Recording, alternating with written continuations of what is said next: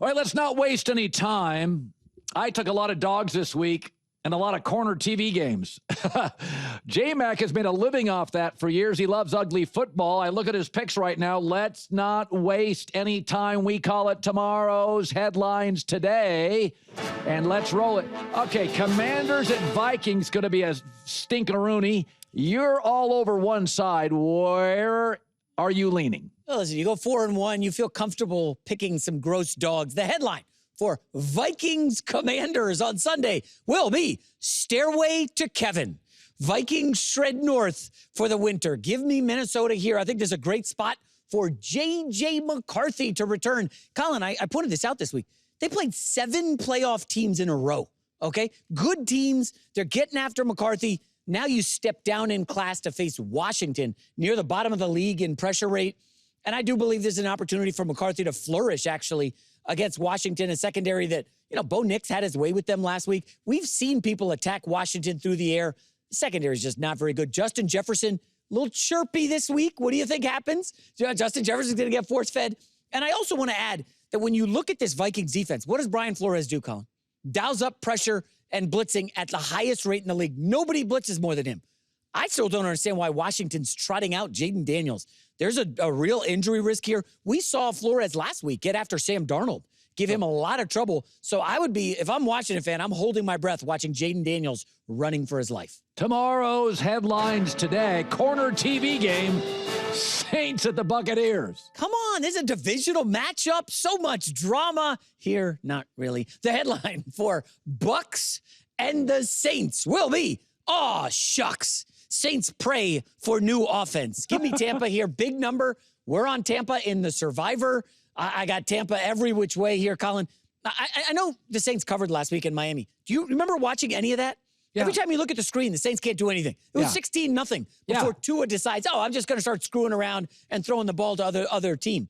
Meanwhile, you got Raheem Morris here, who, listen, I just think this Tampa defense should give Shucks a lot of problems. I think Baker Mayfield, who should have an opportunity through the air.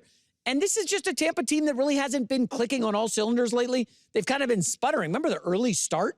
There was some MVP chatter, right, for Baker Mayfield. I think they put it all together here. They have dominated this series. They've won 6 of 7 against the Saints. Kellen Moore and company don't like the Saints here. Give me the Bucs, big. Tomorrow's headlines today, I think we're on the same side here. Dolphins at your suddenly pesky New York Jets. Well, quietly, the Jets, they've either covered the spread or pushed in the last 5 games. People don't notice that because they're losing a lot of them. The headline for Jets-Dolphins will be, it's all or nothing. Fins receive a breece and desist. I'm going against the Dolphins here. Hey, it's cold weather. Yep. It's December. Are you ready for this? Tua, in December, 3-8 in his career. The weather gets cold. He's got to go outdoors. I mean, we talked about this. Like, they just don't perform well, the team from South Beach. Now, Tua, to his credit, is 6-0 against the Jets. Never lost to him. But this shows the Jets' dysfunction. In those 6 matchups, he's faced 5 different quarterbacks. I mean, the Jets can't get their act together. But now enter Ty God Taylor, the covering machine, 7-0-1 against the spread in his last 8 starts. I think the Jets move the ball. I think Breece does it on the ground. I think the Jets' special teams could be the difference. Their special teams have been excellent. Nick Folk, give me the Jets here winning outright. Yep, you and I agree.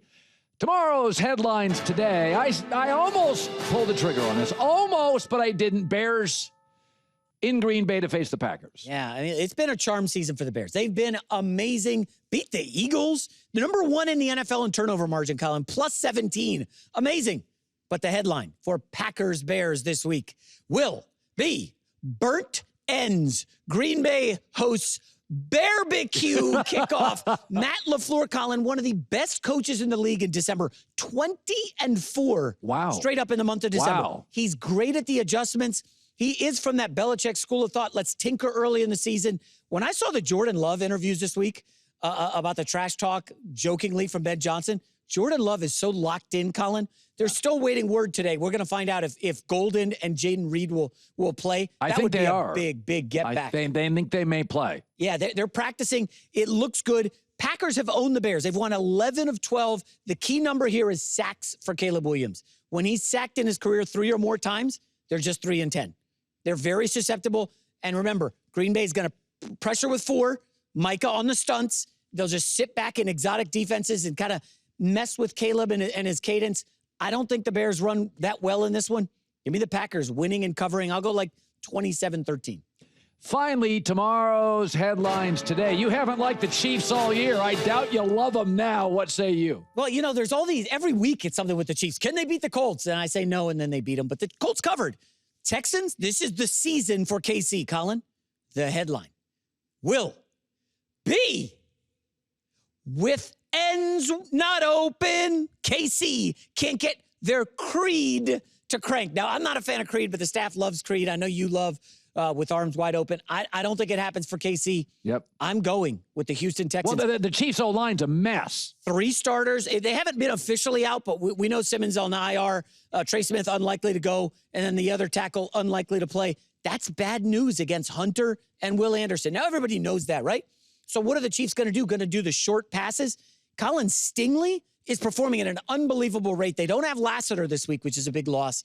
But I just think, other than those short crossers, what is Mahomes going to do? He had time in the pocket against Dallas, couldn't deliver. He was under pressure. Now, the weather in this one, it looks like it's going to be in the 20s Sunday night. Not great, obviously. That's Kansas City Chiefs weather. But if Woody Marks can play, the Chubb-Marks combo, I think, should get some traction on the ground. Chiefs' run game has not been there all season. It's been a bugaboo. I'm going Texans outright. And this is like one of those, after the game, plant a flag in the middle of the field. The Texans just killed the dynasty.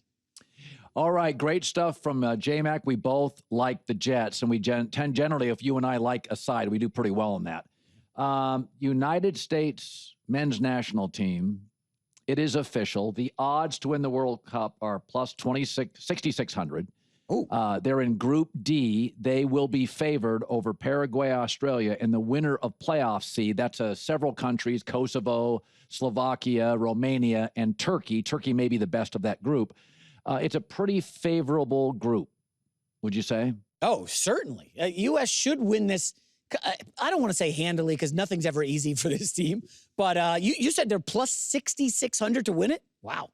I would bet on that. I mean, I think they could. A reasonable expectation would be quarterfinals. And then I think semifinals is an absolute home run. Because remember the last time we hosted the World Cup, we ended up facing Brazil on I believe, July 4th in a memorable game. Lawless can talk to you for hours about that. But we're going to show up at home, Colin. We're going to have the home field advantage. Yep. It's going to be a scene here, man. I can't wait.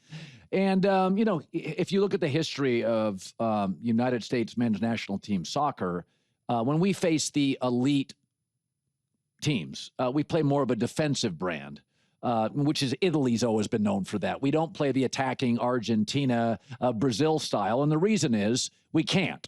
We can't go toe-to-toe. We have to play a defensive style, get great goaltending, and then, try to get a goal late. That's not the case with this team. I mean, this team's got players who are flourishing overseas.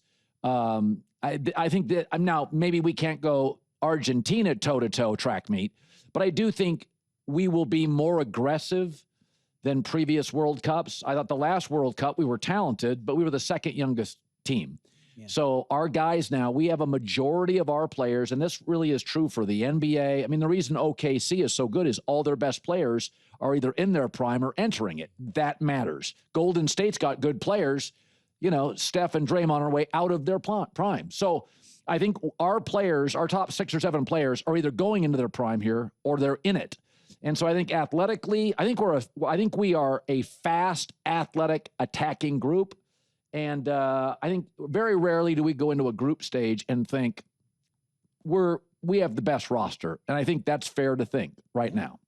And the World Cup at large is going to be amazing. It sounds like Messi and Ronaldo are both going to play. Like, that's amazing, Colin. We thought they would retire. This is the first World Cup expansion from, is it 32 to 48 teams? Yeah. So you're going to have more countries, and that may mean a little easier route, perhaps, for some. We've advanced to the round of 16 in 3 of the last 4 World Cups.